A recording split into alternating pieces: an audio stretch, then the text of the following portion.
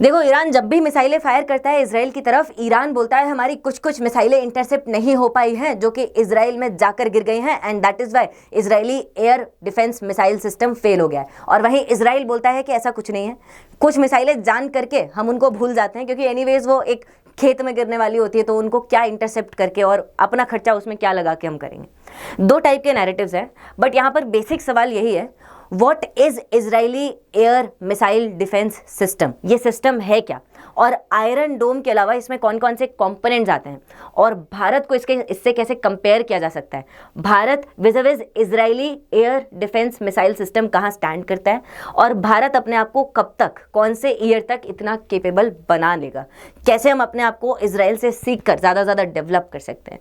That is the idea here. सबसे पहले Israel की डिफेंस मिसाइल सिस्टम को समझते हैं, जो बहुत कॉम्प्रिहेंसिव है और बहुत क्लियर है। यहां पर सबसे पहला आता है the most inner most circle में, इसमें अलग अलग सर्कल्स हैं।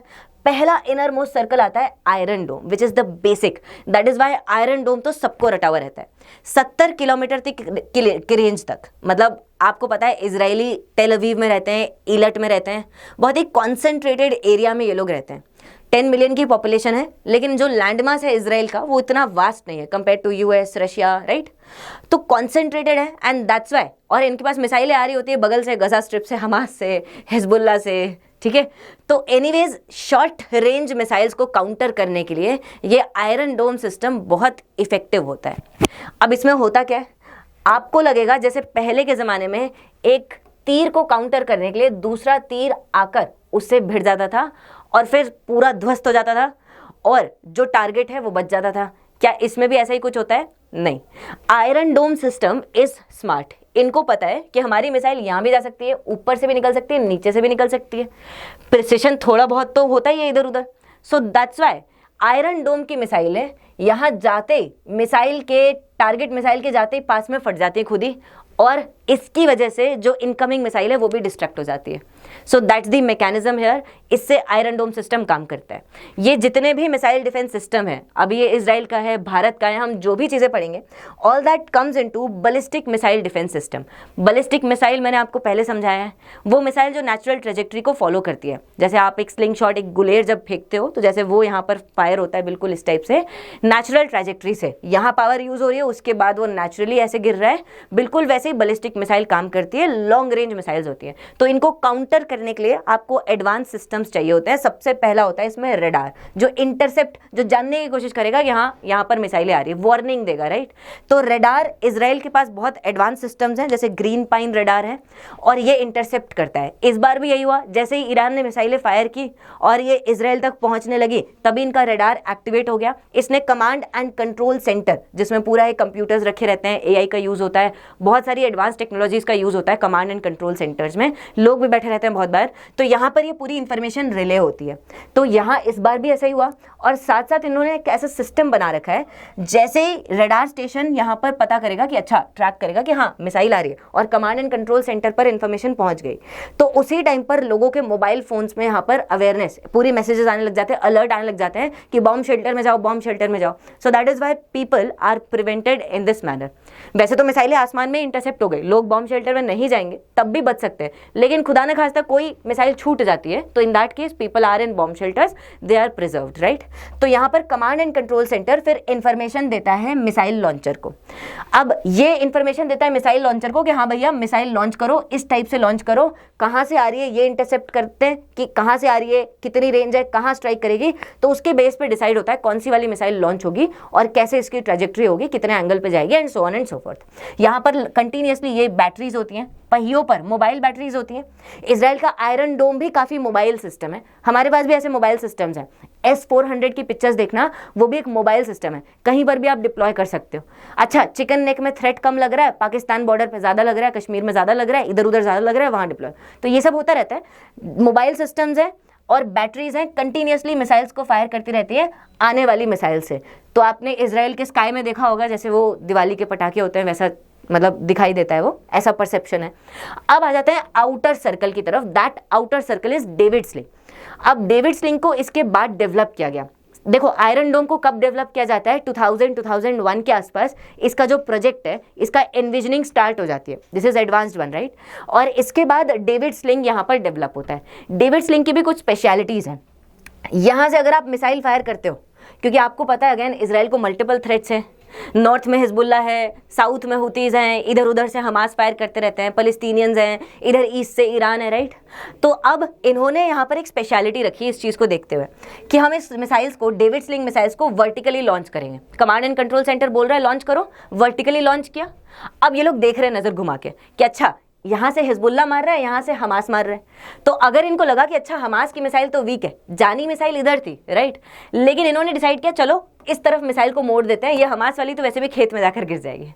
सो ऐसे ये लोग 360 डिग्री घुमा सकते हैं मिसाइल को because of the vertical launch. That is speciality of David sling. Apart from being a 2 stage missile, 2 stages में मिसाइल होती है। एक पहली स्टेज होती है जो बर्न हो जाती है राइट, और दूसरी स्टेज को पावर प्रोवाइड करती है, दैट इज वाई 2 स्टेजेस में रखा गया। फिर दूसरी स्टेज जाकर किल करती है अपने एनिमी को। और जैसा आयरन डोम में होता है वैसा नहीं, आयरन डोम में मिसाइल पास में जाकर अपनी काउंटर मिसाइल के पास में जाकर स्ट्राइक कर देगी, डिस्ट्रक्ट हो जाएगी। स्ट्राइक नहीं है, किल नहीं है राइट। यहाँ इस डेविड स्लिंग को लॉन्च टू किल करने के लिए बनाया गया, भैया लॉन्च हो जाए और ये जाकर हेड टू हेड स्ट्राइक करेगी और प्रिसिशन तरीके से, प्रिसिशन से काउंटर करेगी एनिमी को। और लास्ट आपका जो जोन आता है that is arrow 2 and arrow 3। ये पिछले साल ही फर्स्ट टाइम टेस्ट किए गए जब हुथीज ने एक पावरफुल मिसाइल लॉन्च की थी इजराइल की तरफ और उसको इंटरसेप्ट कर दिया था इन सिस्टम्स में। अब ये बिकॉज डेविड स्लिंग तो हंड्रेड्स ऑफ किलोमीटर्स की रेंज होती है, 70 से 300 यहाँ पे दिखा रखा है, और एरो की थाउजेंड्स ऑफ किलोमीटर्स में रेंज जाती है राइट। और इनकी एक और स्पेशलिटी है एरो की। देखो होता क्या है, अगर हुतीज, पिछले साल हुतीज ने क्या किया, एक मिसाइल फायर की और उसको एटमॉस्फेयर के भी बहुत ऊपर तक ले गए।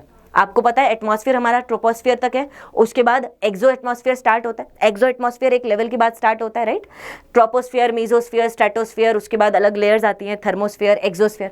तो एक्सो एटमॉस्फेयर में अगर कोई मिसाइल जा रही है तो बहुत हाइट तक जा रही है पहली बात, और इतनी हाइट से जब वो नीचे अपने टारगेट पर गिरेगी तो बहुत यहाँ पर फोर्स के साथ गिरेगी।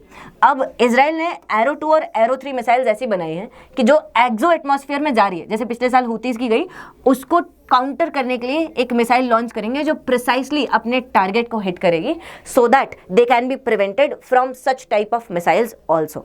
अब यहाँ पर एक और बात है, ये जो एरो 2 एरो 3 वाली मिसाइल्स हैं ये खुद भी एक्सो एटमॉस्फेयर में बहुत हाइट पर जा सकती हैं और उसके बाद जाकर वहाँ पर ताक झाक कर सकती है नीचे की तरफ, अच्छा कहाँ मिसाइल है। कंटिन्यूसली ग्राउंड कंट्रोल तो होता ही है ना, कमांड एंड कंट्रोल का कंट्रोल है ही सही इन मिसाइल्स पर, तो फिर ये मिसाइलें देखती है अच्छा कहाँ पर हमारा टारगेट है, फिर काफ़ी फोर्स के साथ एक्सो एटमॉस्फेयर से ये जाकर अपने टारगेट को हिट कर सकते हैं। तो टारगेट एक्सो एटमॉस्फेयर में पहुंचे उसके पहले ये मिसाइल भी जाकर आराम से स्ट्राइक कर सकते हैं।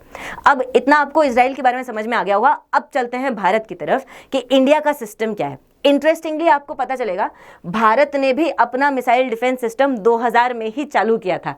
करगिल वॉर हुआ 1990s में, हमने न्यूक्लियर टेस्ट किया, पाकिस्तानियों ने न्यूक्लियर टेस्ट किया। 1990s में पाकिस्तानियों ने बैलिस्टिक मिसाइल्स को लिया अलग अलग जगहों से, चाइना की हेल्प लेने लग गए, यूएस की हेल्प इनको ऑलरेडी थी।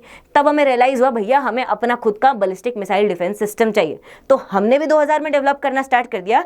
लेकिन हम बिकॉज हमारे पास इंडिजिनस टेक्नोलॉजीज कम थी और हम डिपेंडेंट ज़्यादा थे आउटसाइडर्स पे, थोड़ा सा स्पीड कम थी, टेस्टिंग वेस्टिंग लेट हुई, because of all those factors we fell behind compare to Israel. हालांकि इसराइल की भी इसमें हेल्प ली है, विल डिस्कस दैट। लेकिन उसके पहले आपके लिए एक इंपॉर्टेंट अनाउंसमेंट, अगर आप पटना या बिहार से बिलोंग करते हैं तो एक बार जरूर विजिट कीजिएगा बिहार की राजधानी पटना में for counselling for UPSC as well as BPSC के एग्जाम।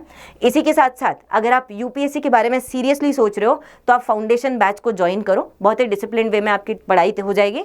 और हमारी जो फाउंडेशन बैच है उनमें स्पेशलिटी है, सारे फीचर्स हैं, that's a comprehensive course, CSAT, current affairs, ऐसे, टेस्ट सीरीज, मेंटरशिप, सारी चीज़ें हैं। तो आप सबके बारे में इंक्वायर कर सकते हो by clicking the link in the description of the video. इसी के साथ साथ आपको थोड़ा इन्फॉर्मेशन दे देती हूँ मीडियम्स का। करोल बाग में इंग्लिश मीडियम की बैच चलेगी, दिल्ली में मुखर्जी नगर में हिंदी मीडियम की, और प्रयागराज में दोनों हिंदी प्लस इंग्लिश मीडियम की बैच चलेगी राइट। तो आप जान सकते हो, और अनअकैडमी ऐप को इंस्टॉल करना हो तो उसको भी आप इंस्टॉल कर सकते हो by clicking the link in the description below. तो 2000 के आसपास हमने भी एनविजन कर दिया। अब उसके बाद 2006-07 हो जाते हैं पहली टेस्टिंग और डेवलपमेंट करते करते। डेवलप कर कौन रहा था anti ballistic missile defence system को? DRDO, मल्टीपल लैब्स जैसे भारत इलेक्ट्रॉनिक्स लिमिटेड अपनी EVM बनाने वाली लैब, भारत डायनामिक्स लिमिटेड ऐसे ही और डायनामिक वेपन्स एंड आर्मामेंट्स में बनाती है। तो मल्टीपल ऐसी कंपनीज थी लगभग, और इन्होंने मिलकर इस प्रोजेक्ट को यहाँ पर लॉन्च किया। अब 2006-7 तक आते आते हमें क्लियर हुआ कि अच्छा भैया इसकी दो फेजेज हैं। एक है एक्सो एटमॉस्फेयर में मिसाइल्स को काउंटर करने के लिए, मतलब बाहर वाले एटमॉस्फेयर से जो मिसाइलें आ रही हैं, राइट, और एक है एंडो एटमॉस्फेयर में मिसाइल्स को काउंटर करने के लिए। तो जो एक्सो एटमॉस्फेयर वाली मिसाइल सिस्टम है स्टेज 1 में जो डेवलप हुई उसको पृथ्वी एयर डिफेंस सिस्टम बोलते हैं कॉमनली, और जो दूसरी वाली है यहाँ पर उसको एडवांस एयर डिफेंस सिस्टम बोलते हैं, बिकॉज ये थोड़ी सी एडवांस लेवल की मिसाइल डिफेंस सिस्टम है। हाँ, ये अंदर की तरफ है, लेकिन ज्यादातर क्योंकि आपको पता है एंडो एटमॉस्फेरिक मिसाइल्स होती हैं और यहाँ पर लॉन्ग रेंज मिसाइल्स भी होती हैं काफी सारी, सो that is why this was more advance systems. अब ये जो फेज 1 था अपना पृथ्वी एयर डिफेंस सिस्टम, इसमें भी ऐसा नहीं है कि हमने इन डिफेंस सिस्टम में इजराइल की हेल्प नहीं ली है। मैंने आपको बताया ना, रेडार्स हैं, रेडार्स पता करती है कि अच्छा भैया हाँ मिसाइल्स आ रही है। वो रेडार्स हमने कैसे डेवलप की? वो रेडार्स हमने इजराइल के ग्रीन पाइन रेडार्स के बेस पर डेवलप किए, राइट। तो हमारी रेडार्स इजराइल के ग्रीन पाइन रेडार्स पर ही बेस्ड है। और जो हमारा airborne early warning control systems हैं, जो एयर में रहते रहते वार्निंग देते हैं और चीज़ों को देखते हैं, जो हमारे रफेल्स पर लगाए गए हैं ऐसे अवाक्स के सिस्टम्स, वो सब आता कहाँ से? वो सब इजराइल से आता है। अवाक्स also belongs to Israel, right. तो ये सब भी हमने इजराइल से ही एक्वायर किया है, धीरे धीरे उनसे कोऑपरेट किया और टेक्नोलॉजीज आई, पहले खरीदी फिर आई, so all of that has happened. लेकिन तब भी जो प्रोजेक्ट की ट्रैजेक्टरी है, जो थोड़ा फेजेस है, वो थोड़े डिले हो गए। जैसे पहला वाला 2019 के आसपास कंप्लीट हुआ था और उसके बाद परमिशन मिल गई थी कि हाँ भैया ये जो सिस्टम है इसको दिल्ली तरफ लगा दो, मुंबई तरफ लगा दो, इधर उधर लगा दो। सो दैट हैपेंड, मतलब उसके बाद इन्फॉर्मेशन आई नहीं है। हाँ, लगाने में 3-4 साल लगेंगे, हो सकता है गवर्नमेंट ने परमिशन दे दी हो और लग गए हो। और ऐसे ही AAD सिस्टम अभी डेवलप हो रहा है, अभी इन मेकिंग है, अभी देखते हैं इसमें क्या हो रहा है। इसकी शायद 1-2 मिसाइलें टेस्ट हो गई हैं और 1-2 मिसाइलें टेस्ट होना बाकी है। So that has happened. इसी के साथ साथ आपको इन्फॉर्मेशन मिली ही होगी कभी ना कभी और भी S-400 के बारे में। इसको कंपेयर कर लेते हैं, पूरा इन्विजन कर लेते हैं। उसके पहले आप जान ही सकते हो this is little bit about me, और ये टेलीग्राम ग्रुप ज्वाइन कर सकते हो QR कोड को स्कैन करके for further preparation and guidance related talks here. Group में दिस इज ओपन ग्रुप, कभी भी आप क्वेश्चंस भी पूछ सकते हो। So this is S-400, right. S-400 हमने 2018 में डिसाइड किया, जब ट्रैजेक्टरी स्लो चल रही थी हमारे खुद के बैलिस्टिक मिसाइल डिफेंस सिस्टम की, तो हमने सोचा कि भैया रशिया से ऑक्यूपाई कैप्चर कर लेते हैं। 2018 में हमने डिसाइड किया कि हाँ भाई हम रशिया से इसको खरीदेंगे। US इससे बहुत खफा था हमसे, क्योंकि एक बार आप इस पर नजर डालो, इसकी जो रेंज है that range is quite much, 400 kilometre के आसपास, मतलब डेविड स्लिंग से आप इजरायली जो मिसाइल है उससे कंपेयर कर सकते हो। Not just this can counter American F-35, जो अमेरिका के मोस्ट एडवांस्ड फाइटर जेट्स हैं F-35, उनको काउंटर कर सकते हैं। दैट इज वाई अमेरिका को काफ़ी यहाँ पर कंसर्न था कि अब हम रशिया के डिफेंस के एम्बिट के स्फीयर से बाहर ही नहीं निकल रहे, ऑल ऑफ दैट। तो US ने बोला हम सैंक्शन लगाएंगे, हमने बोल दिया ये तुम्हारे सैंक्शन हैं, these are not UN sanctions, और हम US सैंक्शंस को नहीं मानेंगे, सिर्फ UN को मानेंगे, तो हम तुम्हारी बात नहीं मान रहे। तो US को काटसा के अंदर हमें वेवर देना पड़ा finally, so that we can occupy, we can have these missiles, we can buy these missiles from Russia, and these are competitors of terminal high area and altitude THAAD का जो system है जो US ने south Korea में deploy कर रखा है, उस THAAD के ये कॉम्पिटिटर्स हैं। और THAAD थोड़ा सा एनीवेज महंगा पड़ता है और S-400 हमें ज़्यादा एडवांस लग रहा था इन टर्म्स ऑफ टेक्नोलॉजी, तो हमने इसको बाय करने की कोशिश की और इसके हमने ऑर्डर्स भी दे दिए थे, लेकिन कुछ ऑर्डर्स डिले हो गए। कुछ तो ऐसा कहा जा रहा है भारत ने डिप्लॉय कर दिया है S-400 को, जैसे एक पाकिस्तान बॉर्डर पे कर दिया है, एक भारत का जो वल्नरेबल चिकन स्नेक कॉरिडोर है जो अभी और वल्नरेबल है बिकॉज ऑफ बांग्लादेश इशू, यहाँ पर डिप्लॉय कर दिया। लेकिन कुछ डिले हो गए हैं बिकॉज ऑफ कोविड और यूक्रेन वॉर की वजह से कुछ सप्लाईज डिले हो गई हैं, सो दैट इज बीइंग इम्पैक्टेड है। इसी के साथ साथ हमारे पास बरक मिसाइल्स भी हैं जो हमने खुद इजराइल से लिए हैं। बरक को भी हम मिसाइल डिफेंस सिस्टम में यूज करते हैं और these are long range, right. तो ये लॉन्ग रेंज मिसाइल्स को काउंटर करने में हमें हेल्प करती हैं। लेकिन अभी भी देखा गया है भारत काफी पीछे है। जैसे DRDO का एक और प्रोजेक्ट है जो आयरन डोम की तरह हमें कैपेबिलिटी दे देगा, दैट इज प्रोजेक्ट कुशा। ये कहा जा रहा था आयरन डोम से ज्यादा एडवांस्ड है, लेकिन project Kusha for long range surface to air missile systems का पूरा डिफेंस जो एयरफोर्स को मिलेगा और आर्मी को भी इसका एक मॉडिफाइड वर्जन मिलेगा, ये सब कुछ आपका डेवलप होगा 2029 तक, उसके पहले नहीं होने वाला। तो ये सारी प्रॉब्लम्स हैं इन सब चीज़ों में। बाकी आपको क्या लगता है कैसे अब ट्रैजेक्टरी को थोड़ा और स्पीड अप कर सकते हैं? बिकॉज हम देख ही रहे हैं कि मिसाइल वॉरफेयर एक अलग ही लेवल पर जा रहा है और चाइना से सस्ती मिसाइलें जा रही हैं नॉर्थ कोरिया, पाकिस्तान, ईरान को, और फिर वो इधर उधर फायर कर रहे हैं। कुछ ईरान की मिसाइलें उनके खुद के अंदर भी फायर कर गई थी, उनकी खुद की कंट्री में। तो मतलब सस्ती मिसाइलें बनाना और मल्टीपल 400, 200, 300 ऐसे फायर करना ईजी है, लेकिन डिफेंड करना बहुत डिफिकल्ट है। तो आप इसके सोल्यूशंस और बताइएगा। ऐसी भी एक न्यूज़ आ रही है कि भारत अब लेजर गाइडेड वेपन को यूज़ कर रहा है। मिसाइल आ रही है, मिसाइल को लेजर गाइडेड वेपन से काउंटर कर दो, लेजर यूज़ कर दो, मिसाइल हवा में ही डिस्ट्रॉय हो जाएगी, ऐसा भी एक्सपेक्टेड है। इनफैक्ट अभी जस्ट न्यूज़ आई थी कुछ दिन पहले, मैंने फॉलो किया था, यूएस ऐसा laser guided weapon systems Taiwan या साउथ कोरिया की तरफ भी सोच रहा है। तो कंटिन्यूसली एडवांसमेंट्स भी आ रहे हैं। बाकी आपको क्या लगता है बताइएगा ज़रूर, like share comment. Thank you people.